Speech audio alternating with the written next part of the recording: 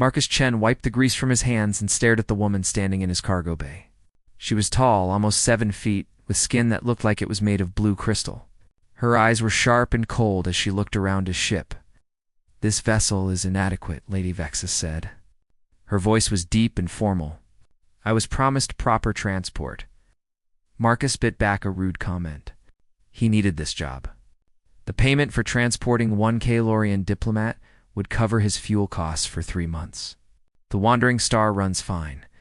She'll get you to the Peace Summit safely." Vex's crystalline skin shifted from blue to a darker shade. Marcus had heard that Kalorians changed colors with their emotions, but he did not know what the colors meant. She walked past him without another word, her long robes trailing behind her.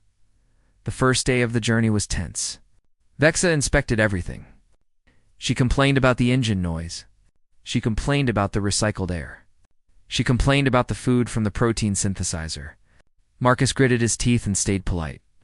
3 more days. He just needed to survive 3 more days. On the second night, Vexa appeared in the cockpit while Marcus was checking their route. "The guest quarters are unacceptable," she announced. "The bed is too small.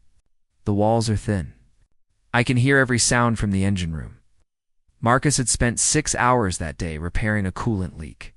He was tired, hungry, and his patience was gone. "Well, you could always share my bed if you're that uncomfortable," he muttered, not looking up from his navigation console. The cockpit went silent. Marcus glanced up and froze. Vex's skin had turned bright crimson. Her hands were already at the clasps of her ceremonial robes. Marcus jumped up from his chair. "You have made an offer," Vexa said calmly, removing the outer layer of her robes.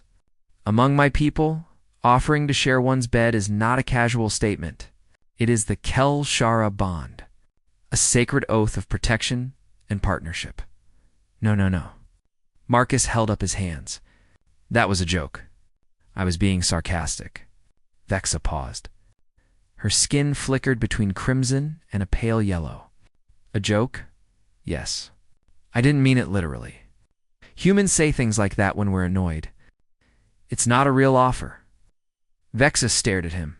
Her skin slowly shifted to a deep purple. "The Kelshara bond is not something to joke about, human. In my culture, such words carry weight. Once spoken, they cannot be taken back." Marcus ran his hand through his hair. "Look, I'm sorry. I didn't know. But surely you can understand it was a mistake. A cultural misunderstanding." "I understand that you are ignorant of proper customs," Vexa replied. Her skin was still purple. "However, I have already transmitted my acceptance to my government's secure channel. It is logged, recorded, official." "You what?" Marcus felt his stomach drop. "The moment you made the offer, I sent confirmation through my diplomatic implant. It is automatic when a Kelshara bond is invoked. My people now know that I have entered into partnership with a human named Marcus Chen of the vessel Wandering Star." Marcus sat down heavily in his chair. "Can't you just untransmit it? Say there was an error?" Vex's skin shifted to a dark gray. To refuse a Kelshara bond after acceptance is one of the greatest insults in Kalorian culture. It would suggest that I am unworthy of partnership, that I am without honor. My family would be shamed. There would be diplomatic consequences between our species. This is insane. This is your doing, human." Vexa finished removing her ceremonial robes. Underneath, she wore a simple dark bodysuit. "The bond requires us to share sleeping quarters until my mission is complete, or one of us formally releases the other. Since you initiated the bond, only I can release you, and I will not do so unless you wish to create an interstellar incident." Marcus stared at the ceiling of his cockpit. This could not be happening. Fine. We'll share the quarters. But this is the stupidest thing that's ever happened to me. Your ignorance is not my concern." Vexa picked up her robes and walked toward his personal quarters. "Show me where you sleep." Marcus's cabin was small. The bed took up most of the space. There was a small storage locker, a tiny desk, and barely enough room to stand. He had never shared this space with anyone, not in 5 years of flying alone. Vexa examined the bed with a critical eye. "It is small. It's meant for one person, Marcus said through clenched teeth. We will manage. Vexa placed her folded robes on the desk and sat on one edge of the bed. She looked at Marcus's expectantly. He did not move. This is really happening. Yes. Because I made a stupid joke. Yes. And there's no way out of it. Not without consequences that neither of us want. Vex's skin had returned to its normal blue shade. I suggest you accept the situation, human. It is only for 3 more days. Marcus slowly removed his boots and jacket. He lay down on the far edge of the bed, as far from Vexa as possible. She did the same on the opposite side. There was a gap of perhaps 6 inches between them. The bed was definitely too small for 2 people. They both stared at the ceiling in the dim cabin light. This is uncomfortable, Marcus said after several minutes of silence. Yes, Vexa agreed.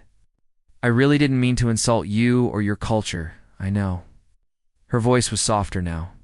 You are simply a fool who does not think before speaking. That makes me feel much better. They fell silent again. Marcus could hear Vexa breathing. He could feel the slight warmth radiating from her crystalline skin. He wondered if she could hear his heart pounding with the sheer awkwardness of the situation. Marcus Chen, Vexa said quietly in the darkness. Yes. Do not make jokes about sacred bonds again. Trust me, Marcus replied. I've learned my lesson. Neither of them slept well that night. Marcus lay awake, wondering how a simple transport job had turned into a cultural nightmare. Beside him, Vexa remained perfectly still, though her skin shifted through subtle shades of blue and purple throughout the long night. 3 more days, Marcus told himself. Just 3 more days. He had no idea how wrong he was. Part 2. The bond of Fool's Morning came too slowly and too quickly at the same time. Marcus woke to find Vexa already awake, sitting on the edge of the bed with perfect posture. Her skin was a pale blue, almost white. Good morning, Marcus said awkwardly. Is it? Vexa replied without looking at him. We must discuss the truth of my situation. Marcus sat up, suddenly alert. What truth? Vexa stood and walked to the small viewport in his cabin. I am not simply traveling to a peace summit. That was the official story. The truth is that I am running for my life. My cousin, Lord Dex, wants me dead. He has hired assassins. He wants my family's seat on the ruling council. If I die, he inherits everything. Vex's skin turned a deep gray. My entire family was killed 6 months ago.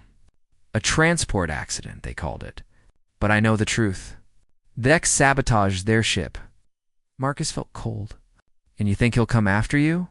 I know he will. Vexa turned to face him. This transport was supposed to be anonymous. A small, unremarkable cargo vessel that no one would notice. But now, because of your joke and my acceptance, our Kelshira bond is registered in official records. Vex will know exactly where I am, and we need to contact authorities. Get you protection. Vexa laughed, but there was no humor in it. Vex is powerful. He has allies in the military and the government. Who would I trust? Who would believe me without proof?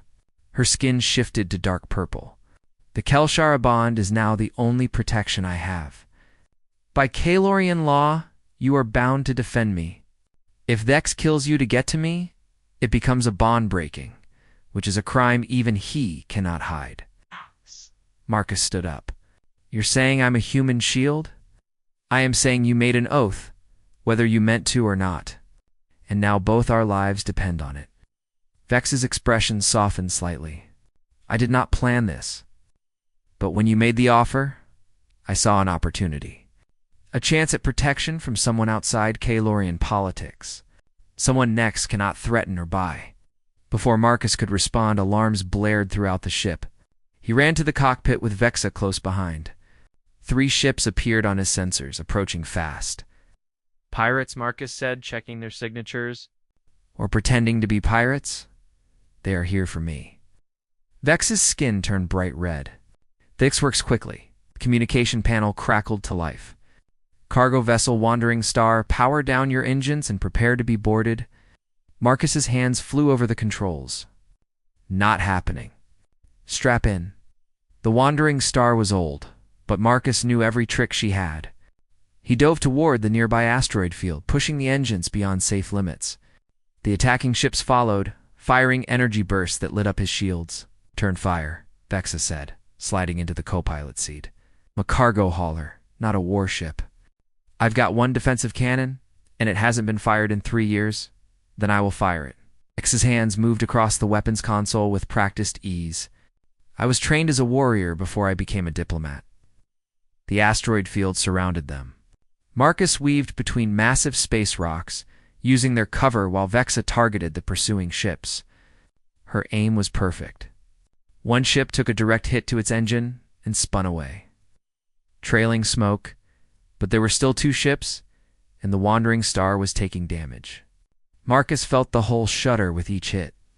Warning lights flashed across his console. Shield generator is failing, Marcus shouted over the noise. We can't take much more.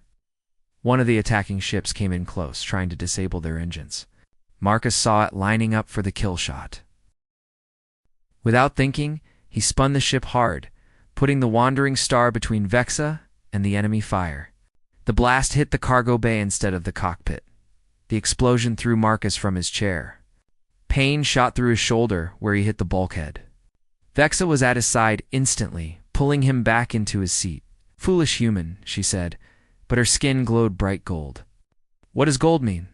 Marcus gasped, checking the controls with one hand while clutching his injured shoulder with the other. It means respect, honor. Vexa returned to the weapons console. You protected me. That's the Bond thing, right? I have to protect you. You did not have to put yourself in front of a plasma cannon. Vexa fired again, hitting the second ship's cockpit. It veered away, damaged. That was choice. The third ship, seeing its companions retreat, turned and fled. Marcus kept the wandering star moving through the asteroid field until he was sure they were gone. Then he slumped in his chair, breathing hard. Vexa knelt beside him, examining his shoulder. You are injured. I've had worse. It was a lie. His shoulder hurt terribly. Come, I will tend to it. Vexa helped him to his feet and guided him back to the cabin. Her touch was surprisingly gentle for someone with crystalline skin. In the cabin, she opened a medical kit and cleaned his wound with careful precision. Marcus watched her face as she worked. Her skin shifted through shades of blue and gold. You are a skilled pilot, Vexa said quietly. You saved both our lives. You're pretty good with weapons, Marcus replied. Where did a diplomat learn to shoot like that? All Calorians of noble birth receive combat training. It is tradition. She applied a healing patch to his shoulder. My family believed that those who lead must know how to fight. Your family sounds like they were good people. Vexa's hand stilled. Her skin turned deep blue, almost black. They were. My mother taught me honor. My father taught me wisdom. My siblings taught me joy. She looked up at Marcus. Vex took them all. Marcus covered her hand with his. I'm sorry. They sat in silence for a long moment. Then Vexa spoke again, her voice barely above a whisper. I have been alone for 6 months, trusting no one, running from shadows. When you made your foolish joke, I was angry. But now, she paused. Perhaps it was not such a foolish joke after all. Yeah, well, I'm starting to think the same thing. Marcus managed a weak smile. Though I really wish you'd warned me before accepting. If I had warned you, would you have made the offer? Probably not. Then I am glad I did not warn you. Vexa's skin brightened to a warm gold. You are a better partner than I expected, Marcus-chan. Thanks. I think Marcus leaned back against the wall. So what now? Those ships will report back to your cousin. He'll send more. Then, we must be smarter, faster, together. Vexa stood and helped Marcus to his feet. We are bonded now, whether by accident or fate. We face this together. Marcus looked at her, this tall alien woman with crystalline skin and eyes that had seen too much loss. He thought about his own crew, lost 5 years ago. He thought about how alone he had been, flying through space with only ghosts for company. But together, he agreed. But you're teaching me what all those colors mean. I need to know, If you're about to kill me, or thank me. Vex's skin flickered with spots of bright yellow. What does yellow mean? Marcus asked. Amusement, Vexa replied. You made a joke again, human. At least this one won't get us into trouble. We shall see, Vexa said. But she was almost smiling. Part 3. Honor among stars. The days began to blur together in a way that surprised Marcus. He woke each morning with Vexa already awake beside him. They shared breakfast from the protein synthesizer. They worked on the ship together. They shared the same bed each night and talked in the darkness until sleep finally came. It was the talking that changed things. Why do you fly alone? Vexa asked one night. They lay on opposite sides of the bed as always, staring at the ceiling. You have a ship large enough for a crew of 4. Marcus was quiet for a long moment. I had a crew once. 5 years ago, we took a job hauling medical supplies to a colony on the edge of the frontier. Pirates attacked us. My crew fought back while I tried to outrun them. They died buying me time to escape. That is not your fault, isn't it? I'm the captain. I chose to take that job. I chose that route. They died because of my decisions. Marcus closed his eyes. I couldn't replace them. Every time I thought about hiring a new crew, I saw their faces, heard their voices, so I fly alone. It's safer that way. Vex's hand moved across the gap between them and found his. Her crystalline fingers were warm. Safer for who? For everyone that is not honor, Marcus. That is fear. Her grip tightened. Honor is continuing to live when living hurts. Honor is choosing to trust again when trust has wounded you. Is that why you accepted the bond? Because of honor? No. Vex's voice was soft. I accepted because I was tired of being alone. Marcus turned his head to look at her. In the dim light, her skin glowed a gentle blue. Me too, he admitted. The next day, Vexa began teaching Marcus about Kaliran combat techniques while he taught her the basics of piloting. She was a fast learner. Her warrior training translated well to flying. She understood instinct, timing, and reading situations quickly. You would make a good pilot, Marcus said, as she practiced a docking maneuver in the simulator. You would make a terrible warrior, Vexa replied. You think too much before acting. Thinking keeps you alive. Sometimes. Other times, thinking gets you killed. She completed the docking perfectly. When we were attacked, you did not think. You acted. That is why we survived. Marcus showed her how to repair the damaged cargo bay where they had taken fire. Vex's hands were steady and precise. She learned quickly how to weld, how to seal hull breaches, how to reroute power systems. You're better at this than half the engineers I've hired, Marcus said. Watching her complete a complex wiring job, noble-born Calorians must learn all skills, Vexa explained. We cannot lead people whose work we do not understand. Her skin shifted to a light purple. My father used to say that true strength comes from knowledge, not just from weapons. Your father sounds like he was wise. He was. Vex's skin darkened. I miss his counsel now.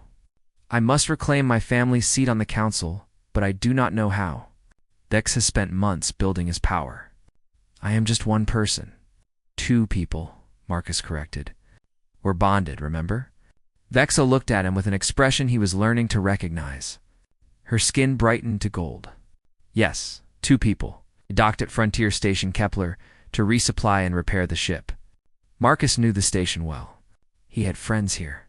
But the moment they entered the main concourse, he felt the stares. A human and a Kylorian walking together drew attention. A human and a Kylorian showing signs of Kelshara bond drew even more. An old friend named Chen, no relation, despite the shared name pulled. Marcus aside while Vexa examined supplies at a merchant stall. What are you doing, Marcus? Chen whispered urgently. Do you know what people are saying?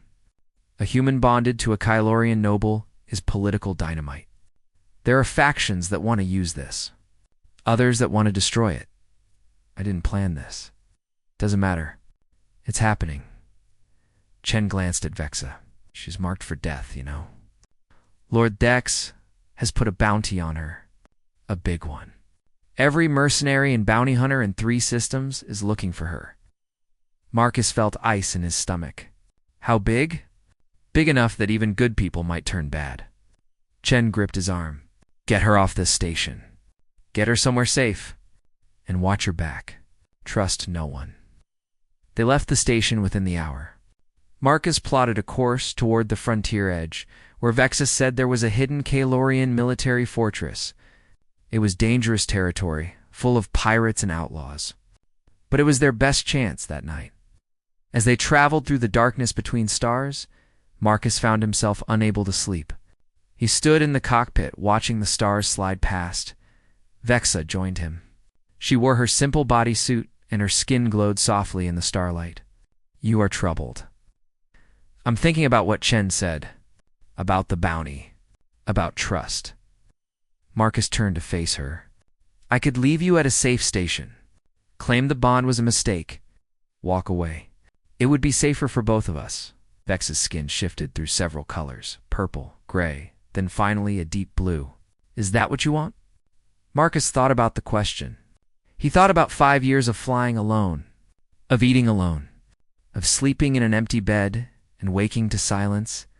He thought about the past few days, about Vex's laugh when he made a bad joke, about her steady presence beside him in the cockpit, about quiet conversations in the darkness. We said finally, it's not what I want. Then why consider it? Because people I care about get hurt. That's what happens. Vexa stepped closer. Her crystalline hand touched his face. Perhaps this time is different. Perhaps this time we protect each other. You really believe that? I believe you are the first person in 6 months who has chosen to stand with me rather than run from me. I believe you took a plasma blast meant for me without hesitation. I believe that human honor is different from Kalorian honor, but no less real. Her skin glowed bright gold. I believe I am fortunate to be bonded to you, Marcus Chen, even if it began as a foolish joke. Marcus covered her hand with his own. I'm starting to think it was the smartest, stupid thing I've ever said. They stood together in the cockpit, 2 beings from different worlds, watching the stars. Neither of them noticed the sensors picking up movement in the asteroid field ahead. Neither of them saw the fleet of ships lying in wait. When the alarms finally sounded, it was already too late. Marcus ran for the pilot seat while Vexa took weapons. The sensor screen showed 12 ships surrounding them. 12 ships with military-grade weapons and Kalorian military signatures. Thix, Vexa breathed. Her skin turned bright crimson. He has corrupted an entire fleet. A face appeared on the communication screen. Another Kalorian with pale gray skin and cold eyes. Hello, cousin, Lord Dex said. You have run far enough. Surrender now, and I promise your human pet will die quickly. Vex's hand moved to the communication panel. I am Lady Vexa of House Kai, rightful heir to the council's seat. You are a traitor and a murderer, Vex. I am the future, Vex replied. You are the past, and the past must die, he smiled. Kill them both. The 12 ships opened fire as one. Part 4. The price of partnership. The wandering star shook violently as weapons fire hammered against her shields. Marcus pushed the engines to maximum, diving toward the nearest asteroid cluster. Vexa returned fire, her hands steady on the weapons console, even as the ship bucked and shuddered around them. Shields at 40%, Marcus shouted over the alarms. We can't take this kind of punishment for long. There are too many, Vexa said. Her skin flickered between crimson and gray. Dex brought a full military strike team. He is not taking chances this time. 3 ships moved to cut off their escape route, while the others maintained a constant barrage. Marcus threw the wandering star into a spin, using an asteroid as cover. The rock exploded behind them as enemy fire tore through it. We need a plan, Marcus said. His hands flew across the controls, routing emergency power to the shields. There is a way. Vex's voice was quiet. Too quiet. My warrior implant? All Kalorian military personnel have them. It can be overloaded to create an electromagnetic pulse strong enough to disable their sensors and communications. How big of a pulse? large enough to stop 12 ships. Vexa kept her eyes on the weapons console. It would give you time to escape, time to reach the fortress and warn my allies about Thex's betrayal. Marcus glanced at her. What's the catch? The pulse requires all the electrical energy in my body, my nervous system, in my heart. My brain, Vex's skin had turned completely gray. It will kill me instantly, no? Marcus said it without thinking. Absolutely not. We'll find another way. There's no other way. My duty is clear. My honor demands it. Vexa finally looked at him. I am the last of my house. If I die, but Thex is exposed and stopped, then my family's death means something. This is what warriors do, Marcus. We sacrifice for the greater good. Another hit rocked the ship. Warning lights flashed across the console. Hull breach in the cargo bay. Life support failing in the aft section. Shields at 20%, the computer announced. VXA stood up. It is time. I will go to the cargo bay to trigger the pulse. Get as far from here as possible once their systems go dark. Do not look back. Do not mourn. Just survive and tell my people the truth about Thex. She turned toward the door. Marcus grabbed her arm. No. It's Marcus, we do not have time to argue. And we won't argue. Because the answer is no. You're not doing this. Vex's skin flashed bright red. You do not command me, human. I am the one who holds this bond. I decide when it ends. Fine. Then release me from the bond and I'll help you die. But until you do, I'm bound to protect you. And I'm telling you right now, you're not sacrificing yourself. Not today. Not for me. This is not about you. This is about honor. About duty. About doing what must be done. Vex's voice cracked. Do you think I want to die? Do you think I want to leave? I finally have someone I trust. Someone who sees me. And you think I want to give that up? The ship shook again. Shields at 15%. And don't, Marcus said. He pulled her back to the co-pilot seat. We're going to survive this together. Both of us. Because that's what partners do. How? Tell me how we survived 12 military ships with one broken cargo hauler. Marcus looked at the sensor display. At the asteroid field around them. At the nav computers showing their position. An idea formed. A terrible, desperate, probably fatal idea. Do you trust me? He asked. Vexa stared at him. Her skin shifted from red to blue to gold. Yes, then strap in and keep shooting. I'm going to do something incredibly stupid. Marcus brought up the nav computer and entered coordinates that made his stomach turn. The wandering star spun and accelerated toward a massive asteroid at the edge of the field. Behind it, barely visible on sensors, was a wormhole. An unstable wormhole that collapsed and reformed every few hours. A wormhole that no sane pilot would ever attempt. Marcus, that is a Class 5 hazard, Vexa said, reading the display. Ships do not survive Class 5 wormholes. Exactly. Which is why they won't expect us to try. The enemy ships pursued, firing constantly. The wandering star's shields flickered and died. Direct hits started tearing into the hull. The engine room caught fire. The life support system screamed warnings. Shields gone, Marcus reported calmly. Hull integrity at 60%. Engines at maximum. Time to wormhole, 30 seconds. Vexa kept firing. 2 more enemy ships took damage and fell back. But the others pressed closer. One of them fired a torpedo that streaked toward the wandering star's engine core. Incoming, Vexa warned. Marcus saw it on sensors.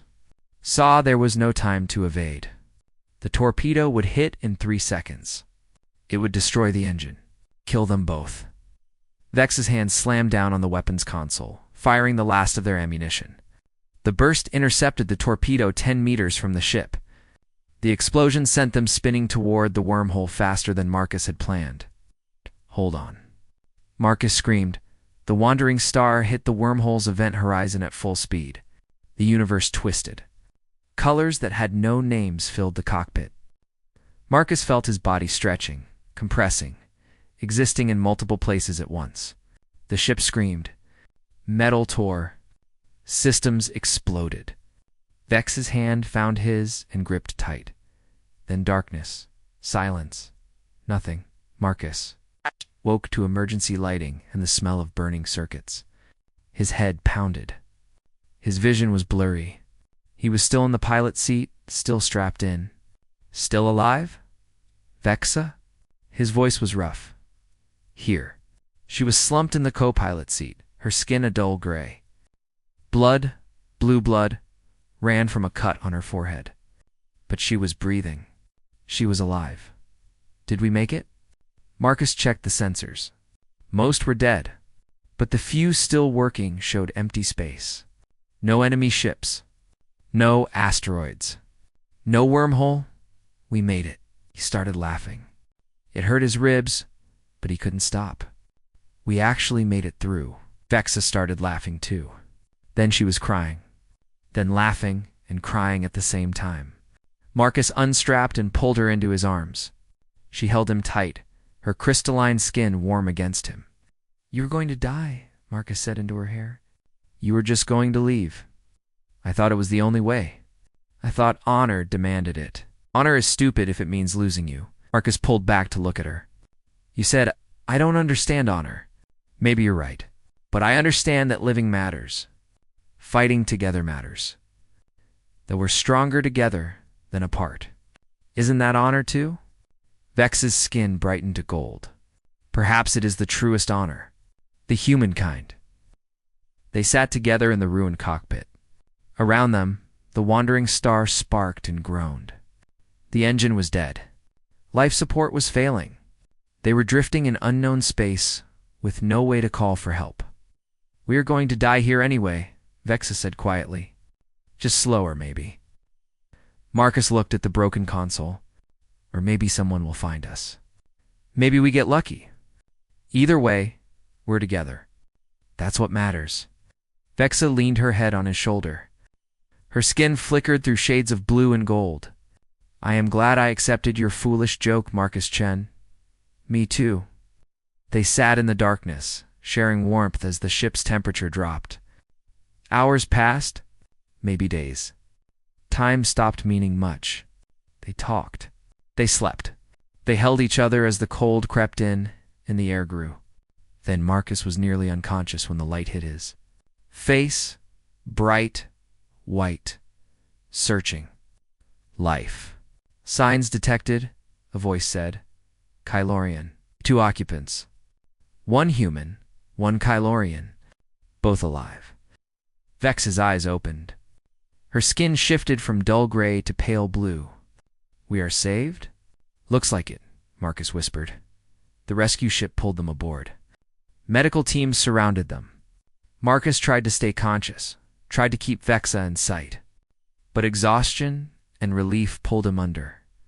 His last thought before darkness took him. "We made it. Together." Part 5. A bond-honored Marcus woke in a medical bay. Clean white walls, soft light, the steady beep of monitors. His body ached, but he was alive.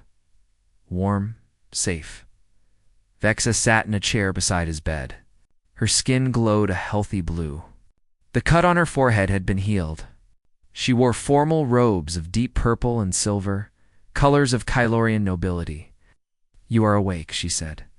Relief filled her voice. "How long?" 3 days. "You were exhausted and injured.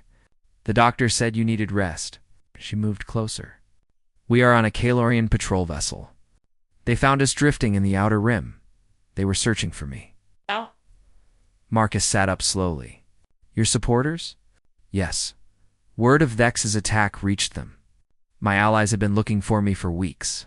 Vex's skin darkened slightly. "The ruling." "That's good news. There is more. The council has summoned me home to testify. If the evidence is sufficient, Dex will be arrested and I will reclaim my family's seat." Vex had paused. "I must leave tomorrow. The ship departs for the homeworld at dawn." Marcus felt something cold settle in his chest. "I see, do you?" Vex's skin flickered through several colors. "I do not think you do." Before Marcus could respond, the door opened. A tall Kylorian in military uniform entered. His skin was dark blue, marked with silver patterns that indicated high rank. Lady Vexa, the human is awake. Good. The officer looked at Marcus with calculating eyes. I am Commander Roth. I serve the ruling council. Nice to meet you, Marcus said carefully. The council has questions about your bond with Lady Vexa. Roth's tone was formal, cold. A Kelshara bond between a human and a Kylorian is unprecedented.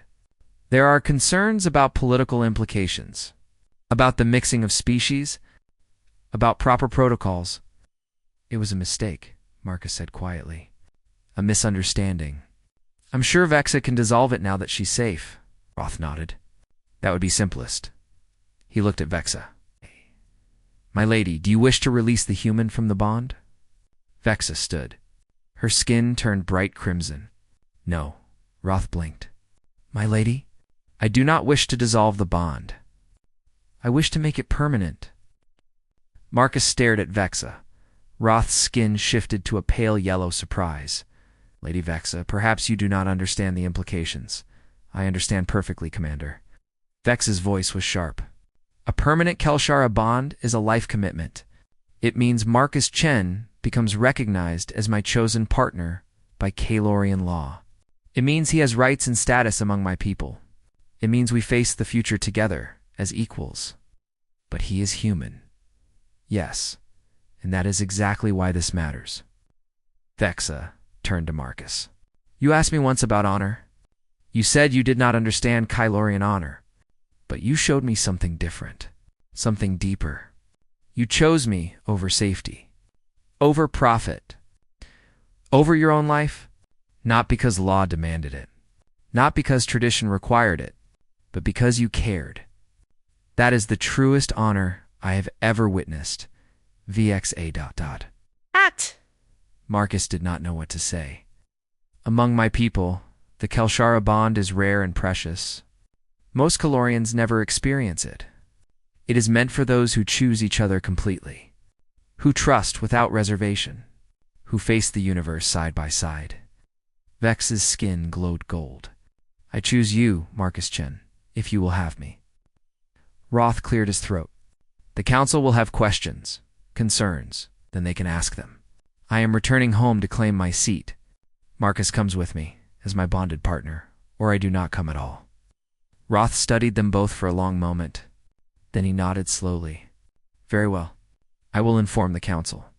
But Lady Vexa, you should know this will not be easy. There will be opposition. Questions about mixing human and Kalorian bloodlines, about political alliances, about tradition. Let them question, Vexa said. I will answer. Roth left. Vexa sat back down beside Marcus. She took his hand. You didn't have to do that, Marcus said. You could have released me. It's gone home. Taken your seat on the council.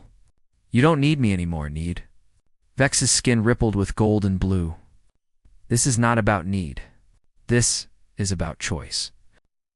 About wanting. Do you know what I want, Marcus? What?